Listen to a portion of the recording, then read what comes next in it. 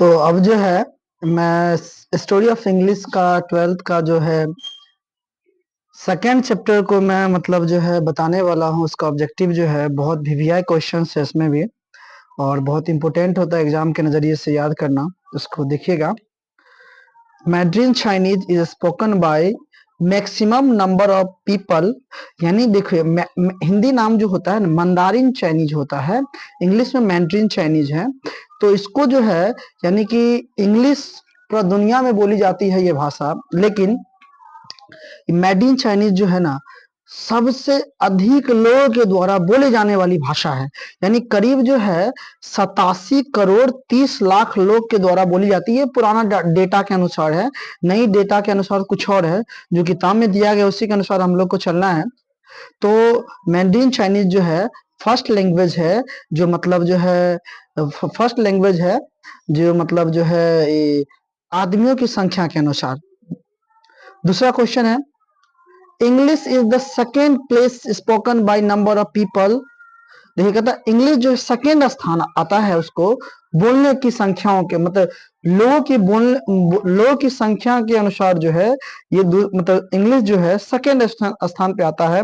ये करीब जो है 30 करोड़ 90 लाख के लोगों के द्वारा बोली जाती है। ये भी पुराने डेटा के अनुसार है, अभी तो कुछ और है।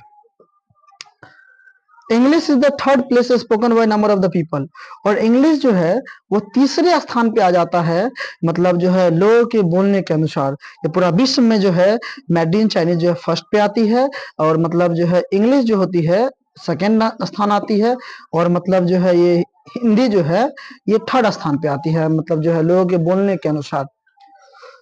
इंग्लिश इज 1500 ईयर्स ओल्ड, मतलब जो अंग्रेजी जो है ना ये सिर्फ 1500 साल पुराना है। कितना साल पुराना है? 1500 साल पुराना है।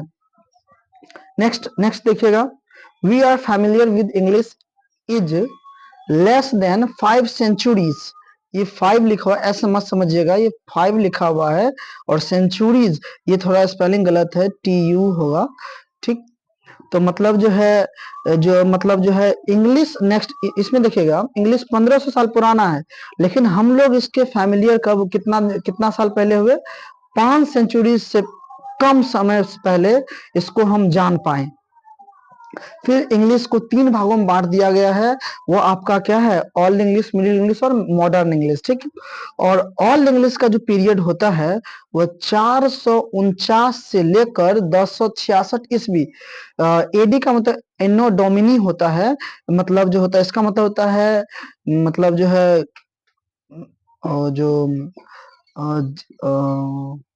ईसा मसीह जो होता है, ईसा मसीह के जन्म के बाद का समय ये माना जाता है। ये सीधा चलता है। एक BC जो होता है ये ईसा मसीह से मतलब जो जन्म से पहले का होता है, इसे ईसा पूर्व कहते हैं, उसे BC कहते हैं। और ये AD है, एनो डोमिनी में इट मीन्स होता है कि ईसा मसीह के जन्म के बाद, यानी 449 से लेकर 1066 तक का जो पीरियड आता है वह ऑल इंग्लिश का है।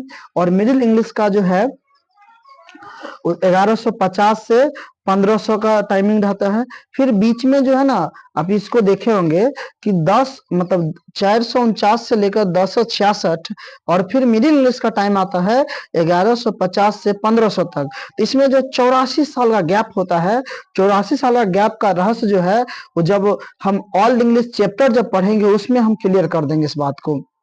और 15 जो मॉडर्न इंग्लिश है 1500 से जो ऑनवर्ड्स मतलब अभी तक के जो समय चल रहा है वह मॉडर्न इंग्लिश के अंतर्गत आता है।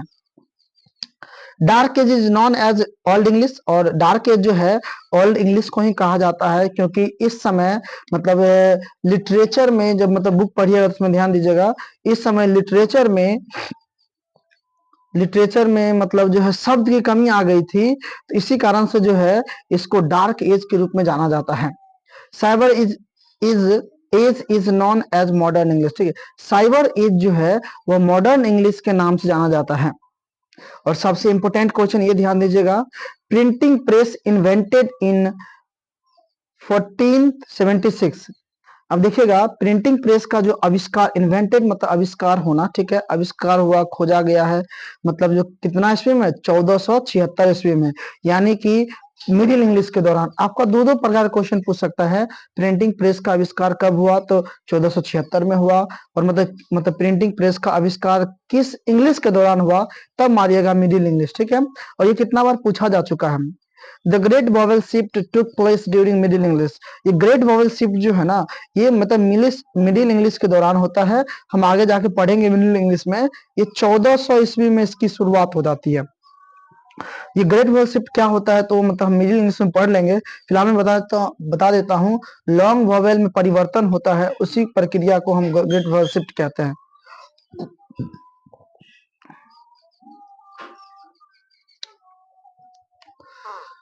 English used since AD 1500 till now. Hill now एक गलत है, हिल नाउ गलत है। Till now is called modern English, यानी 1500 से अभी तक के जो अंग्रेजी है वो मतलब उसे कहते हैं मॉडर्न इंग्लिश। क्या कहते हैं हम? मॉडर्न इंग्लिश कहते हैं।